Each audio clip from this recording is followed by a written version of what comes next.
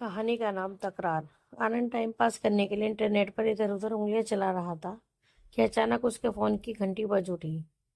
आनंद ने अपना ध्यान कंप्यूटर से हटाकर फोन पर किया तो किसी अनजान सी लड़की की आवाज़ सुनाई दी। हेलो जान, क्या हाल है? आनंद ने बेइतनी मीठी और मधुर आवाज़ सुनकर कह दिया, हाँ बोलो बेबी, तुम कैसी हो? लड़की ने फिर से एक सवाल कर दिया, कितने दिनों से कहाँ हो? कुछ अता पता ही नहीं तुम्हारा। आनंद ने भी बिना कुछ जाने कि किसका फोन है कह दिया, अरे मैं तो तुम्हारी यादों में खोया हुआ था। अच्छा, अभी क्या कर रहे हो? और लड़की ने अगला सवाल कर डाला। आनंद ने बिना ये पूछे कि कौन बोल रहा है कह दिया कि मेरा तो मन ही नहीं लग रहा। मैं तो इस समय भी तुम्हारी तस्वीर देख रहा हूँ। लड़की ने कहा कि कमाल करते हो, मैंने तो तुम्हें आज तक अपनी कोई तस्वीर ही नहीं दी। हाजिर जवाब आनंद ने कहा कि तुमने अपनी तस्वीर मुझे नहीं दी, लेकिन तुम्हारी तस्वीर तो बरसों से मेरे दिल में बसी हुई है। लड़की ने कहा कि ये तुम क्या कह रहे हो? अभी 3-4 दिन पहले ही तो हम मिले थे। ये बरसों की बात कहाँ से आ गई? आनंद ने भी अपनी आशिकी झाड़ते हुए कहा कि तुम्हारे बिना एक पल भी बरसों के समान लगता है। पूजा। अब फोन पर दूसरी ओर से कड़कती आवाज आई, ये पूजा कौन है? मैं तो माधवी बोल रही हूँ। आनंद ने इस मस्ती को और आगे बढ़ाते हुए कहा, देखा, तुमसे बात करते ही मैं सब कुछ भूल जाता हूँ। माधवी को लगा कि कहीं ना कहीं कुछ गड़बड़ जरूर है। उसने बात साफ करते हुए कहा कि तुम अमन ही बोल रहे हो ना? आनंद ने कहा कि घर वाले तो मुझे आनंद कहते हैं, लेकिन वो सब गलत थे। तुम्हारे लिए मैं अमन ही हूँ। लड़की ने जब फोन का नंबर पूछा तो आनंद ने कहा कि आज तो यह नंबर मेरा नहीं था, लेकिन आज से तुम्हारा फोन नंबर मेरा हो गया है। ये गलत फोन के मिलने से शुरू हुई तकरार कब प्यार में बदले, ये ना तो आनंद और ना ही माधवी को पता चला। जब कभी मौका मिलता, नटखट आनंद माधवी से शरारत करने का कोई भी मौका नहीं छोड़ता था। एक दिन दोनों बाग में सैर कर रहे थे। आनंद ने माधवी से कहा कि आज मैं तुमसे कुछ कहना चाहता हूँ, जिससे तुम्हारे दिल की धड़कन तेज हो जाएगी और तुम्हें कुछ कुछ होने लगेगा। माधवी ने कहा, बोलो, क्या कहना चाहते हो? आनंद ने कहा, भाग जल्दी से, तेरे पापा आ रहे हैं।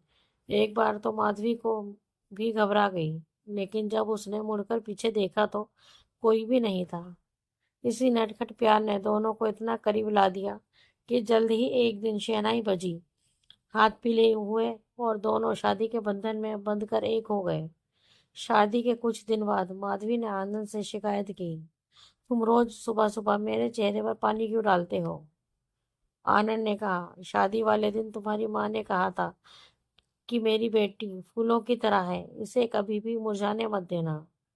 बस उन्हीं के हुक्म को मानते हुए मैं तुम्हारी ये सेवा करता हूँ। आनंद के साथ रहते हुए माधवी को भी हर समय थोड़ी मस्ती और तकरार करने की आदत सी हो गई। शादी के कुछ दिनों बाद जब करवा चौथ का व्रत आया तो आनंद की मम्मी ने अपनी बहू माधवी को आशीर्वाद देते हुए कहा, सदा सुहागन रहो। माधवी ने इस बात का उल्टा मतलब निकालते हुए सासू माँ से कहा कि आप ये कैसा आशीर्वाद दे रही हैं?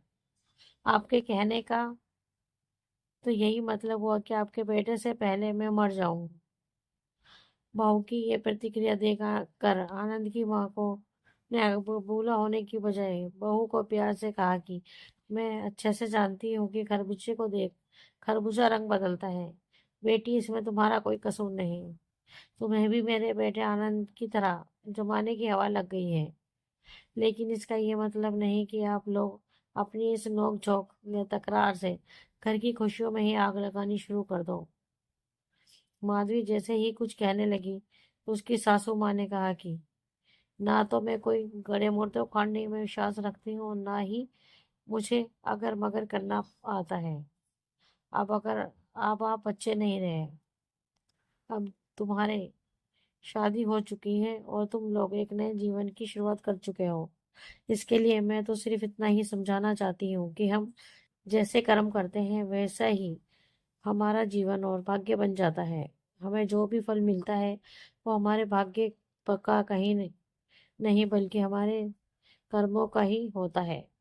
हमारे आसपास कई प्रकार के हालात होते हैं, लेकिन ये हमारी सोच पर निर्भर करता है कि हम उन्हें कैसे देखते हैं।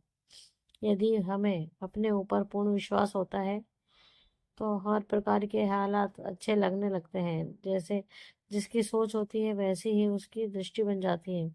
इसलिए सदा अपनी सोच वैसी ही रखें जो कुछ आप चाहते हैं। सासू माँ ने अपनी बहू माधवी का एक बेटी की तरह मार्गदर्शन करते हुए उससे कहा कि जीवन में किसी को हराना कोई मुश्किल काम नहीं है, किसी को जीतना बहुत मुश्किल होता है।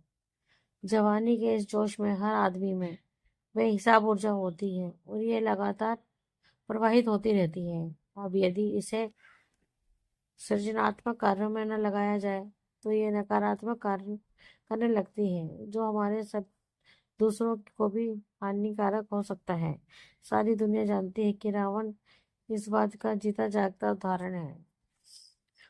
ये सब सुनते ही माधवी ने कहा कि आपके कहने का मतलब तो ये हुआ कि हमें हर समय कोई हंसी मजाक नहीं, केवल प्यार और शहद से भरी मीठी मीठी बातें ही करनी चाहिए। इससे पहले कि बहू आगे कुछ कहती, सासू माँ ने उससे कहा कि हाँ, यहाँ भी तुम गलत बात कह रही हो, क्योंकि जिन रिश्तों में जरूरत से अधिक मिठास होती है वहाँ बहुत जल्द ही कड़वापन आ जाता है। एक बात सदा अपने पल्ले बांध कर रखना कि यदि हर कोई सच्चे मन से अपने प्रियजनों द्वारा हुई जाने वाली अनजाने में प्यार और तकरार की घटना को माफ कर देता है तो समाज से सभी प्रकार के मनमुटाव खत्म हो सकते हैं। सासू माँ के प्रेरणापर्द विचारों को सुनकर माधवी भी अब इस बात से इनकार नहीं कर सकती कि बात बिगड़ने में कुछ वक्त नहीं लगता, जबकि बात जमाना बीत जाता है। इसलिए हर रिश्ते को घड़ी की सुइयों की तरह निभाना चाहिए, जो चाहे मिले तो कभी कभी है, लेकिन रहती हमेशा एक साथ है। फिर चाहे उनमें कोई थोड़ी बहुत तकरार चलती ही रहे।